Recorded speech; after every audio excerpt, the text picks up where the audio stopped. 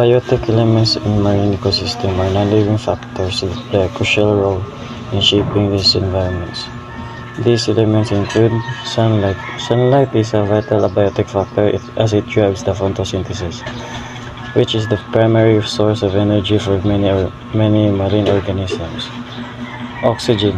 Dissolved oxygen in the water is essential for survival of the marine life, particularly respiration. Nutrients. Nutrients like nitrogen, phosphorus, and trace elements are the critical for the growth of marine plants and phytoplankton, forming the base of the food chain. Temperature. Water temperature influences various biological processes in marine organisms, including metabolism, reproduction, and distribution patterns. Salinity. The salt concentration in the ecosystem affects the osmoregulation in marine organisms and play role in determining species composition and diversity. Depth.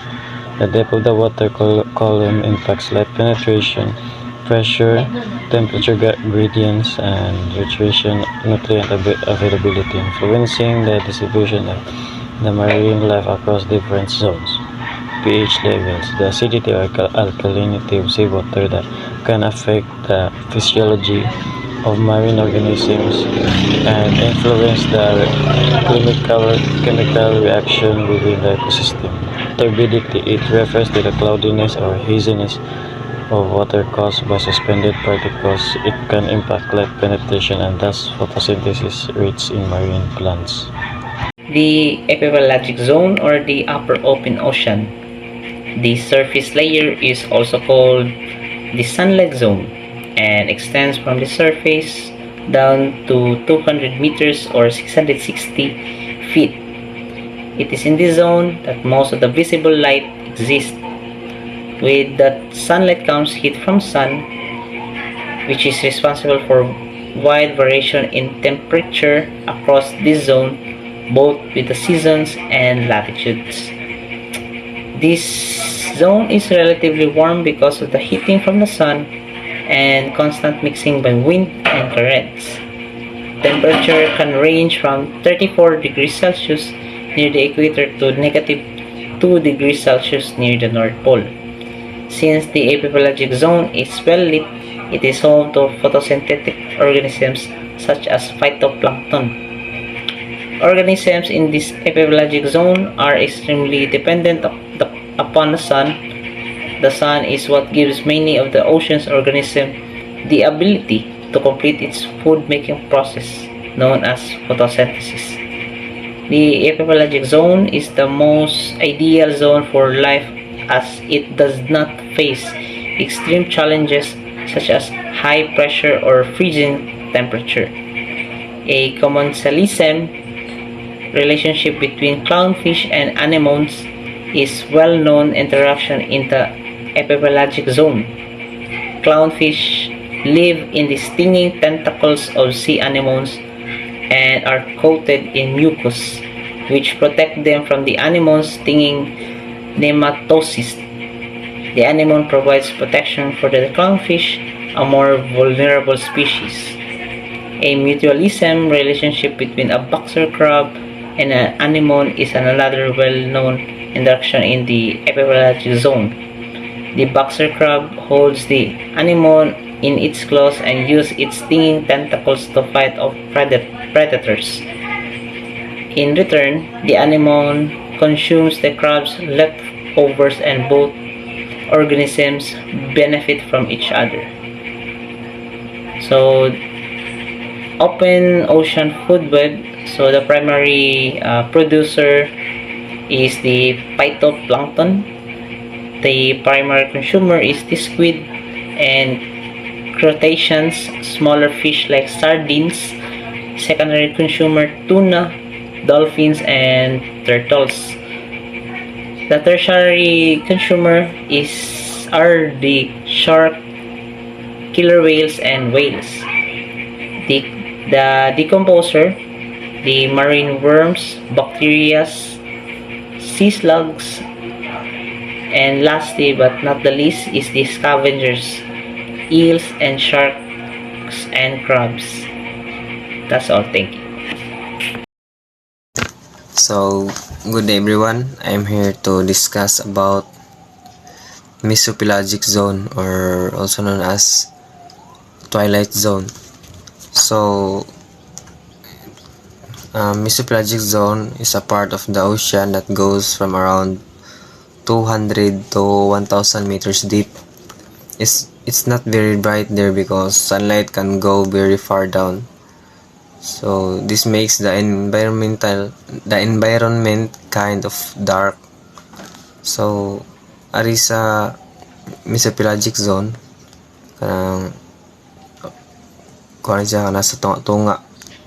So di na listen na kani siya, listen na kay ni maka kuha lang ang light sa sun di nakaabot kay tungod sa kalawom 1000 meters deep. Then nakipakita ang picture. So mga pelagic diri nga nagpuyo, mga pelagic fish. Tara, so makita niya diri sa kaduha nga column. Makita mo diri ang whale shark, the wolf eel, nga octopus nga dagko na kayo niya, kaning king crab. So mo ni diri ang twilight zone, mo ni siya yung makita kaning swordfish. So Marto guys, thank you. The bathypelagic zone, also known as the midnight zone or deep sea, is part of the pelagic zone that extends from a deep of 1,000 to 4,000 meters or 3,280 to 13,123 feet below the ocean surface. It lies below the mesopelagic zone and above of abyssopelagic zone. And here's a more detailed explanation. First, light and temperature. So this zone is characterized by perpetual darkness as no sunlight can penetrate this deep. The only light in this zone comes from bioluminescent creatures. The temperature in this zone is very cold, usually hovering around 4 degrees Celsius. Second, pressure. The pressure in the bathypelagic zone is extremely high, over 5,800 pounds per square inch. This is more than 380 times the pressure at sea level. And third, life. Despite the harsh condition, life does exist in the bathypelagic zone. The creatures that live here are adapted to survive in extreme pressure, cold temperatures, and darkness. Examples of animals living here include the giant squid, deep sea jellyfish, and various species of anglerfish. Fourth, food source. Most of the life forms in the bathypelagic zone depend on marine snow for their diet. Marine snow is a continuous shower of mostly organic detritus falling from upper layers of the water column. So, fifth, exploration. The bathypelagic zone is one of the less explored areas on Earth due to its extreme conditions. The pressure makes it difficult for humans and machines to explore. And sixth, and last, impact of human activities. Although this zone is far removed from human activities, it is not entirely unaffected. Deep sea mining and fishing can disrupt the delicate ecosystem of bathypelagic zone. And additionally, pollution and climate change can also have an impact on the zone. In summary or in conclusion, the bathypelagic zone is a unique and extreme environment in the ocean deep with its own set of challenges and adaptations. Despite of its harsh condition, it is home to a variety of life forms and plays a crucial role in the Earth ecosystem. That's all. Thank you. This is my explanation about the abyssal zone or abyssopelagic zone. The abyssal zone or abyssopelagic zone is a layer of pelagic zone of the ocean. The word abyss comes from the Greek word abyssos, meaning bottomless. At depths of 4,000 to 6,000 meters, 13,000 to 20,000 feet, these zones remain in perpetual darkness. It covers 83% of the total area of the ocean and 60% of Earth's surface. The abyssal zone has temperature around 2 to 3 degrees Celsius or 36 to 37 Fahrenheit. Through the large majority of its mass, the water pressure can reach up to 76 MPa, 750 atm at 11,000 psi. Due to there being no light, there are no plants producing oxygen, which instead primarily comes from ice that had melted long ago from the polar regions. The water along the sea floor of this zone is actually devoid of oxygen, resulting in a deep trap for organisms unable to quickly return to the oxygen enriched water above or survive in the low oxygen environment.